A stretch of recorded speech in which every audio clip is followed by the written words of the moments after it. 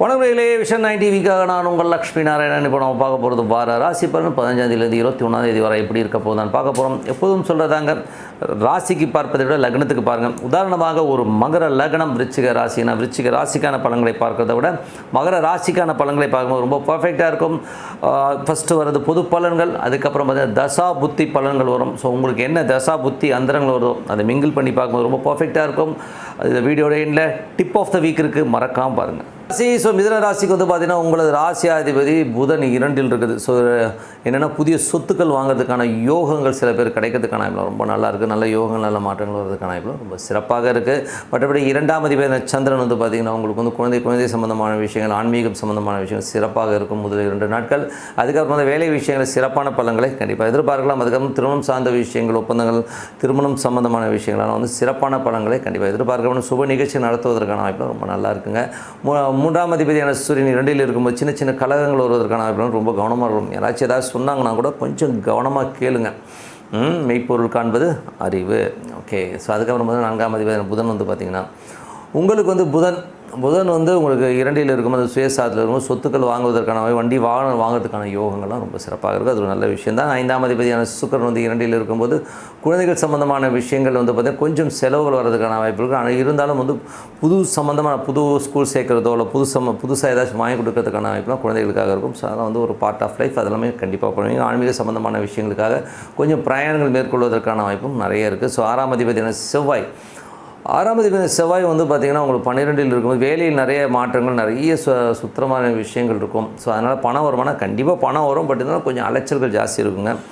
கடன் சம்பந்தமான விஷயங்களுக்கும் கொஞ்சம் அலையிற மாதிரி விஷயங்கள் கண்டிப்பாக இருக்கும். 7ஆம் அதிபதியான குரு. ஸோ 7ஆம் அதிபதியான குரு வந்து பார்த்திங்கன்னா உங்களுக்கு 12ல் இருக்கும்போது நிறைய திருமணம் சார்ந்த விஷயங்களில் கொஞ்சம் அலைச்சல் அதிகமாக இருக்கும். சில பேர் கணவன் மனைவி வந்து வெளிநாடு போகிறதுக்கான, சில பேர் வந்து இவங்க ஒரு ஊர் அவங்க ஒரு ஊர், ஸோ இந்த மாதிரி ஊர் மாறி இருக்கிறதுக்கான சின்ன பிரிவுகள் வந்து போகிறதுக்கான சில பேருக்கு இருக்கும். பட் இன்னும் பெரிய ப்ராப்ளம் வருமானம் கண்டிப்பாக இருக்கும். 8ஆம் அதிபதியான சனி வந்து 9ல் இருக்கும்போது தந்தைக்கும் உங்களுக்கும் ஒரு சின்ன ஒரு வாக்குவாதங்கள், ஒரு சின்ன ஸ்ட்ரெஸ் வர்றதுக்கான வாய்ப்புகள் நிறைய இருக்குது. வெளிநாட்டில் இருக்கவங்களுக்கு வந்து சின்னதாக ஒரு மன உளைச்சல் இருக்கும். ஐயோ நடாது இப்படி இருக்கோமேனு. அதனால் கொஞ்சம் பார்த்து நடந்துக்கணும். ஸோ அதுக்கப்புறம் பார்த்திங்கன்னா உங்களுக்கு 10ஆம் அதிபதியான குரு வந்து 12ல் இருக்கும்போது நிறைய அலைச்சல்கள் இருக்கும். தொழில் ரீதியான விஷயம் நிறைய அலைச்சல்கள், நிறைய முன்னேற்றத்திற்காக அலைச்சல்கள். பட் இருந்தாலும் அந்த வெளியூர் பிரயாணங்கள் மூலியமாகவும் அலைச்சலாகவும் நல்ல பணம் வர்றதுக்கான வாய்ப்பு ரொம்ப சிறப்பாக இருக்குங்க. ஸோ இதுவரை பார்த்தது வந்து பொது பலன்கள். இதுக்கப்புறம் பார்க்கும்போது தசாபுத்தி பலன்கள் பார்க்க போகிறோம். மிதுன லக்னமாக இருந்து சூரிய தசாபுத்தி அந்த சூரியன் வந்து பார்த்திங்கன்னா உங்களுக்கு 2ல் இருக்கும்போது சின்ன குழப்பங்கள், சின்ன யாராச்சும் ஏதாச்சும் கொளுத்தி போடுவான், அதை நினச்சி ஒரு மன உளைச்சல் வரதுக்கான ரொம்ப கவனமாக இருக்கணும். மீனலக்னமாக இருந்து சந்திர தசாபுத்தி அந்த சந்திரன் வந்து பார்த்திங்கன்னா உங்களுக்கு வந்து குழந்தைகள் சம்பந்தமான விஷயம், நல்ல சிறப்பான அனுகூலங்களையும், குலதெய்வ சம்பந்தமான விஷயம் சிறப்பான அனுகூலங்கள் கொடுக்கறதுக்கான ரொம்ப நல்லா இருக்குது. வேலை விஷயங்களும் சிறப்பான விஷயங்களும் சுப நிகழ்ச்சி சார்ந்த விஷயம் நடப்பதற்கான ரொம்ப நல்லா இருக்குங்க. மிதுன லக்னமாக இருந்து உங்களுக்கு வந்து செவ்வாய் தசாபுத்தி அந்த செவ்வாய் வந்து 12ல் இருக்கும்போது வேலை விஷயங்களில் கொஞ்சம் அலைச்சல்கள் இருக்கும். மற்றபடி வந்து எல்லாமே சுபமாக முடியும். பெரிய லாபங்கள் வர்றதுக்கான ரொம்ப நல்லா இருக்குங்க.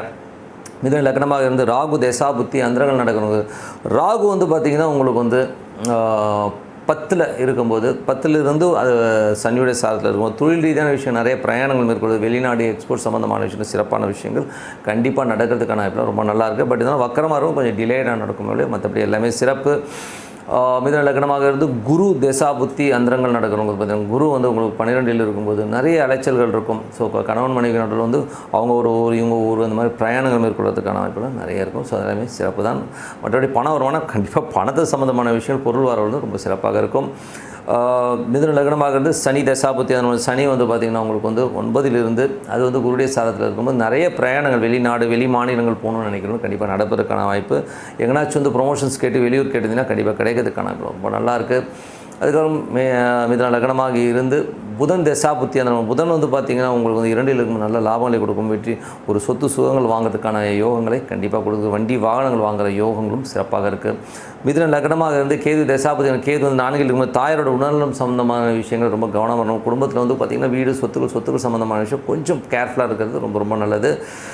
மிதுன லக்னமாக இருந்து சுக்கிர தசாபுத்தி அந்த மாதிரி சுக்கிரன் வந்து 2ல் இருக்கும்போது நல்ல விஷயங்கள், குழந்தைகளுக்காக நிறைய செலவு பண்ணுவீங்க, அதுக்கான வருமானம் கண்டிப்பாக வரும். ஸோ நல்ல ஒரு பெரிய லெவலில் அவங்க செட்டில் ஆகணுங்கிறதுக்காக கொஞ்சம் செலவு பண்ணுவீங்க. அதே மட்டும் இல்லாமல் குலதெய்வ வழிபாடு இந்த வாரம் வந்து ரொம்ப சிறப்பாக இருப்பதற்கான ரொம்ப நல்லாயிருக்கு.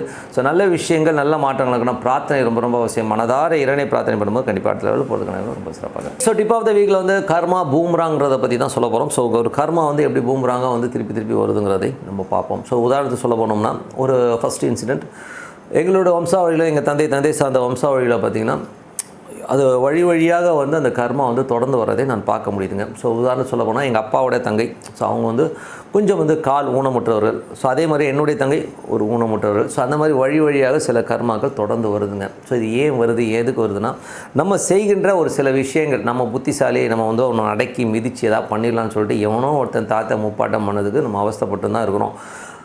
ஏங்க அவன் பண்ணதுக்கெலாம் நான் ஏங்க வந்து இந்த அவஸ்தை பண்ணோம் அப்படின்னு நீங்கள் கேட்குறது புரியுது. அப்படி கிடையாதுங்க, அவங்க தான் நாம அதுதான் விஷயமே. ஓகேங்களா? ஸோ அந்த ஒரு ஜெனட்டிக் ஃபேக்டில் வந்து எப்படி சொத்துக்களை நம்ம வந்து வாங்கிக்கிறதுக்கு ஒரு அங்கீகாரம் இருக்கோ, இந்த மாதிரி இந்த பாவங்களையும் நம்ம வாங்கி அனுபவிக்கிறதுக்கான விஷயங்களை கண்டிப்பாக இயற்கை கொடுத்துருது. ஸோ இதில் வந்து இந்த மாதிரி விஷயங்கள் நடக்குமானா நிறைய நடந்திருக்கு. ஸோ என்னுடைய விஷயங்கள் வந்து பார்த்திங்கன்னா எனக்கு தெரிஞ்ச ஒருத்தர் என்னுடைய ரொம்ப தூரத்து சொந்தக்காரர், ரொம்ப ஜென்யூனான பர்சன். ஸோ நல்ல வேலை நல்ல விஷயங்கள் இருக்கும்போது நல்ல கணவன் மனைவியாக கல்யாணம் ஆகி ரொம்ப சந்தோஷமாக இருக்கார். முதல் ஆண்டுலேயே வந்து கர்ப்பமாகி ஒய்ஃப் வந்து ஊருக்கு போகிறாங்க. ஸோ ஊருக்கு போகும்போது இங்கே வயசான அம்மாவை பார்த்துக்க முடியல அப்படிங்கிற ஒரு காலகட்டத்தில் வந்து என்ன பண்ணுறாருன்னா, ஒரு வீட்டுக்கு வந்து வெறும் சமையல் ஆக்கிட்டு க்ளீன் பண்ணிட்டு போகிறது ஒரு பொண்ணு வராங்க. ஸோ அது என்ன ஆகிடுதுன்னா ஒரு கொஞ்சம் அஃபேர் ஆகி அவங்க வந்து கன்சீவ் ஆகிற மாதிரி ஒரு சூழ்நிலை வருது. முதல் குழந்தையை பெற்றுட்டு வர அந்த பெண்மணிக்கு வந்து இங்கே புருஷன் வந்து இந்த மாதிரி ஒரு அஃபேரில் இருக்கிறத பார்த்து ரொம்ப ஷாக் ஆகிட்டாங்க. அதுக்கப்புறம் பஞ்சாயத்து பண்ணி அந்த பொண்ணு கர்ப்பமாக இருக்க பொண்ணை வந்து ஏதோ பணம் காசு கொடுத்து அனுப்பிச்சி விட்டாங்க. அது ஒரு பெரிய ஒரு சிக்கலாயிடுச்சு. அந்த பொண்ணு அழுதுகிட்டே போச்சு. இவர் என்ன ஆசை வார்த்தை காட்டி மோசம் பண்ணாருன்னு தெரியல. ஸோ அந்த மாதிரி விஷயங்கள் நடந்து ஒரு இதெல்லாம் வந்து 1970s நடந்ததுன்னு வச்சுக்கோமே, இந்த காலகட்டத்தில் 1970s. ஸோ அந்த மாதிரி இருக்கும்பொழுது அதுக்கப்புறம் இந்த முதல் குழந்தைக்கு அப்புறம் அவருக்கு வந்து இந்த இன்சிடெண்ட்டுக்கு அப்புறம் ஒரு குழந்தை பிறகுது. ஸோ அந்த குழந்தை வளருதுங்க. ஸோ வளர பார்த்திங்கன்னா அதனால் வர ஒரு பிரச்சனைகள் வந்து அவரால் ஃபேஸ் பண்ணவே முடியல. அதுக்கப்புறமா மூணாவது கூட ஒரு குழந்தை இருக்குது. முதல் குழந்தையும் மூணாவது குழந்தையும் நல்லா செட்ரேட் ஆகும், ரொம்ப சூப்பராகவும் இருக்கிற பட்சத்தில் இந்த ரெண்டாவது குழந்தையோட டார்ச்சர்ஸ் தாங்கவே முடியாது.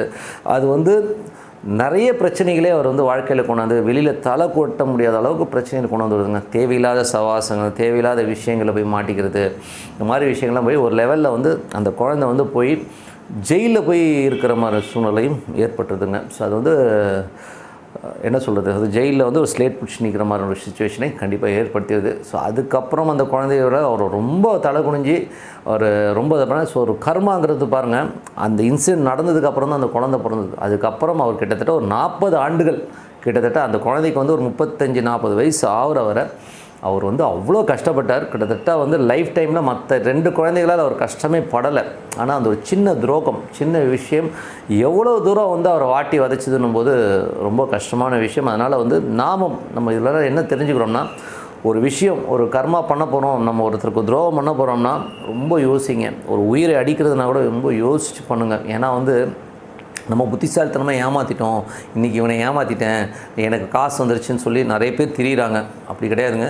இதோடைய பேக்ராஃப்டில் வந்து அடுத்தது உங்களுக்கு கர்மா வந்து பூம்ராங்காக வந்து அப்படியே வந்து உட்காரும். எப்படி உட்காருன்னா உங்கள் பிள்ளையாக வந்து உட்காரும், இல்லை உங்கள் பேரனாக உட்காரும். நீங்கள் கஷ்டப்படும் போது அது கஷ்டமாகவே தெரியாது, ஓகேங்களா? ஆனால் உங்கள் குழந்தைகள் சம்மந்தமான விஷயங்கள் கஷ்டப்படும் போது கண்டிப்பாக கண்ணு ரத்தம் வரும். ஸோ அதனால் யாருக்கும் துரோகம் செய்யாதீங்க. கர்மாவில் பூம்ராங்.